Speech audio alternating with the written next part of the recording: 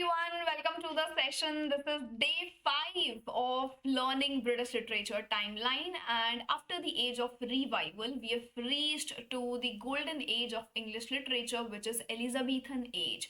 So now what happened in this age historically, politically, socially, and especially how the field of literature emerged, क्या क्या literature यहाँ लिखा गया, किस किस format में लिखा गया, and especially what all social changes took place during the period, and especially from the exam point of view काफी important age ये आपकी बन जाती है. So let's begin with Elizabethan age, where you see Queen Elizabeth has been ruling right from 1558 to 1603. And इसी के साथ साथ चैनल पर अगर आप पहली बार आए हैं then definitely give it a shot, subscribe करें. I started it right from scratch, right from zero, and here we are today with 400 and plus videos where I have given you a lot of updates related to UGC NET, SET, AP and PhD. So let's begin with the very first slide. Elizabethan age जो हम देख रहे हैं, जो कि आपकी एक age है specially running in the period of 1558 to 1603 and after the age of revival. यहाँ पर एलिजाबेथ वन का जो रेन है आपका वो शुरू हो जाता है.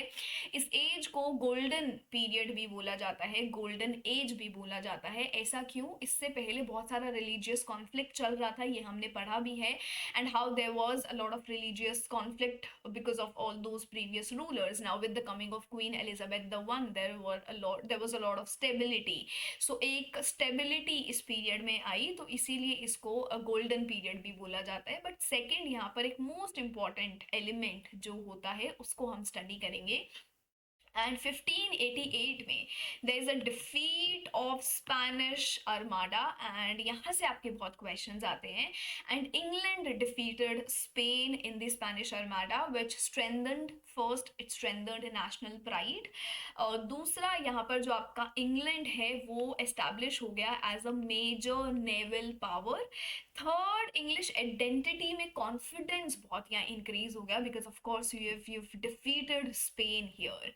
सो ये क्वेश्चन एग्जाम में पूछा जाता है, ईयर के साथ पूछा जाता है. और इस टाइम पे आप देखोगे इंग्लिश जो है वो काफ़ी, जो इंग्लिश एक्सप्लोरर्स है वो काफ़ी ट्रैवल कर रहे थे अलग अलग लैंड्स में, काफ़ी एक्सपैंड कर रहे हैं अपना ट्रेड, अपना एम्पायर.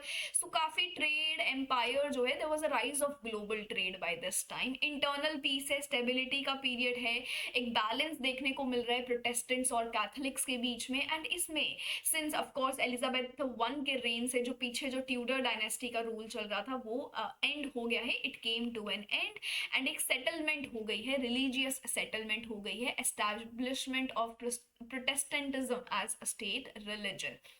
ये सारी चीज़ें देखने को मिल रही है. अगर मैं बहुत ब्रीफ में बोलूँ तो एलिजाबेथन एज आपका एक ऐसा टाइम रहा है which was a time of national pride, also of stability, then it was also an age of expansion, जहाँ से आपका कल्चर और आपका लिटरेरी, कल्चरल और लिटरेरी ग्रोथ यहाँ पर आपका बहुत हुआ है.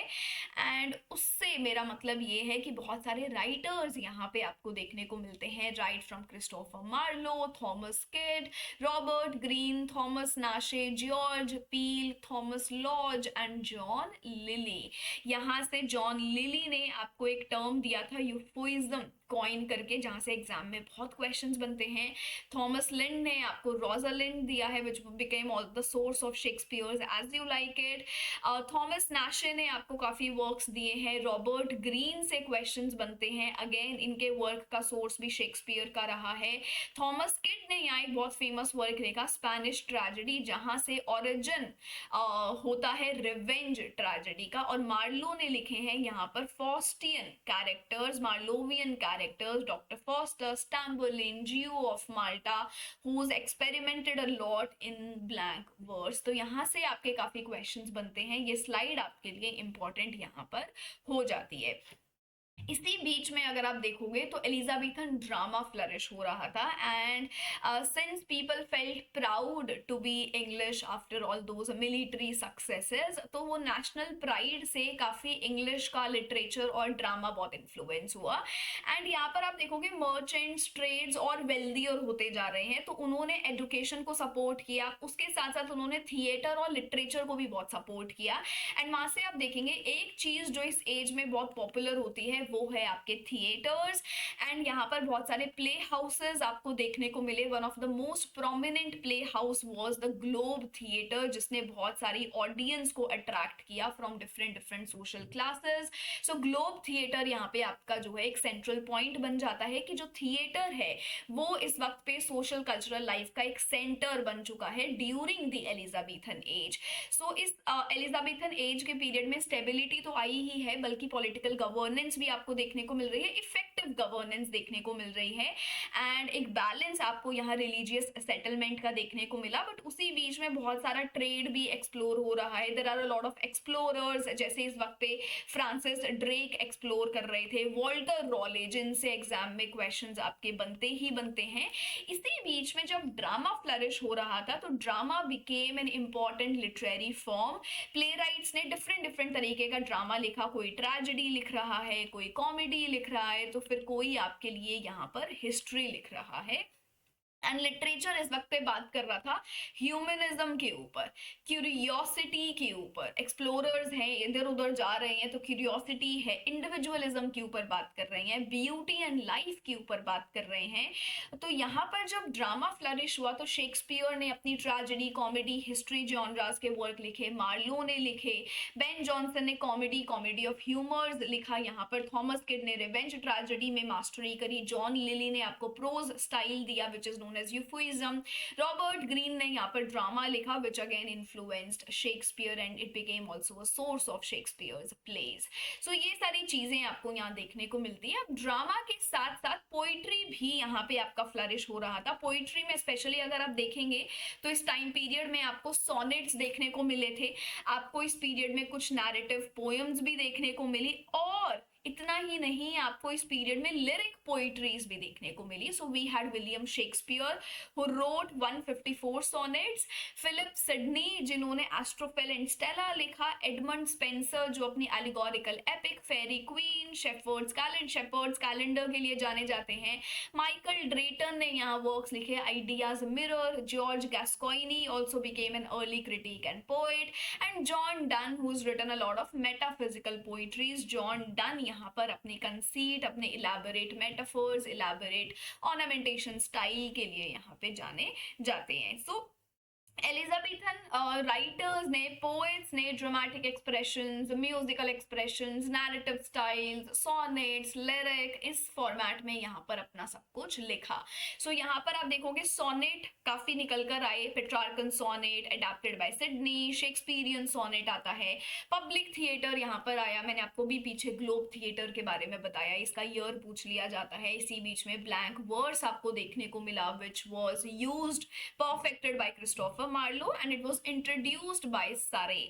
और प्रोज राइटिंग्स यहाँ पे आपको देखने को मिली, सिडने की, जॉन लिली की, थॉमस नैशे की, एंड लिटरेरी डिवाइसेस भी यहाँ पर आपको देखने को मिल रही थी। इसी बीच में एलिजाबेथन एरा में जो कुछ चीजें आपको देखने को मिली, it was an age of exploration. Walter Raleigh, Drake, ये सब एक्सप्लोर कर रहे हैं नई नई लैंड्स को। नेशनलिज्म पर राइज देखने को मिला after the Spanish armada defeat. Music, fashion, architecture यहाँ पर थ्राइव कर रहा है। एजुकेशन यहाँ पर एक्सपैंड हो रही है। रेनेसां ह्यूमनिज्म यहाँ रिवाइव हो रहा है क्लासिकल लर्निंग का। एंड वुमेन के रोल्स अभी लिमिटेड हैं, but the role of Queen Elizabeth was iconic. ये सारे वो एलिमेंट्स हैं जो मैंने आपको अभी पीछे अपने रेफरेंसेस में बताए हैं, बट सम अप मैंने आपके लिए इस स्लाइड में यहाँ पे कर दिए हैं। इसी बीच में एलिजाबेथन लिटरेचर में ये स्लाइड अपने याद रख लेना, हमने बार बार बात करी है कि लिली ने हमें यूफोइज्म दिया है, स्पेंसेरियन स्टैंजा यहाँ पर आपके पास आया, ब्लैंक वर्स आया। ब्लैंक वर्स क्या होता है? Unrhymed iambic pentameter. बार बार एग्जाम में ये आपसे पूछा जा रहा है। यहाँ पर एक आइडिया और जनरेट होता है which is an idea of a Renaissance man.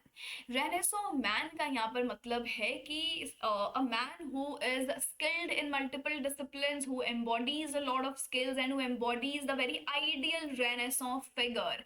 So renaissance man का आइडिया देखने को मिलता है। और दूसरी वक्त क्वीन एलिजाबेथ के पीरियड में जो आर्ट एंड लिटरेचर थ्राइव हुआ एंड जो ग्लोरिफिकेशन हुआ है वो भी यहाँ पर बहुत आपका जाना जाता है। ठीक है, इसी बीच में एग्जाम में जो क्वेश्चंस आए हैं, क्यों मैंने रेनेसो मैन पर इतना एम्फोसिस दिया, क्योंकि एग्जाम में आपका यहाँ से क्वेश्चन बना है। यहाँ पर आपके जो ये राइटर्स एंड ऑथर्स हैं, मार्लो हो गए, शेक्सपियर हो गई, इनका कंट्रीब्यूशन एग्जाम के लिए बहुत इंपॉर्टेंट है। स्पेंसर का फेरी क्वीन यहाँ पर आपके लिए इंपॉर्टेंट हो जाता है। आपके लिए यहाँ पर शेक्सपियर के सोनेट्स इंपॉर्टेंट हो जाते हैं। तो मेक श्योर कि आप ये सारी चीजें एग्जाम पर्सपेक्टिव से कवर करें इंडिविजुअल ऑथर्स एंड पोएट्स के ऊपर। Moving on to the question, which of these descriptions and statements best suit the idea of the Renaissance man? So एक Renaissance man के ideas पर इन्होंने बात करी है। A fop, a scoundrel who enjoys enormous power, near mythical figure, lonely furrow, and someone like Philip Sidney. So Philip Sidney, yes, and आपका near mythical figure, knight, courtier, musician, poet, scholar, and statesman. तो आपके ये जो pointers हैं ये eliminate हो जाएंगे। यहाँ से बचता है आपको ऑप्शन 2 एंड ऑप्शन 4।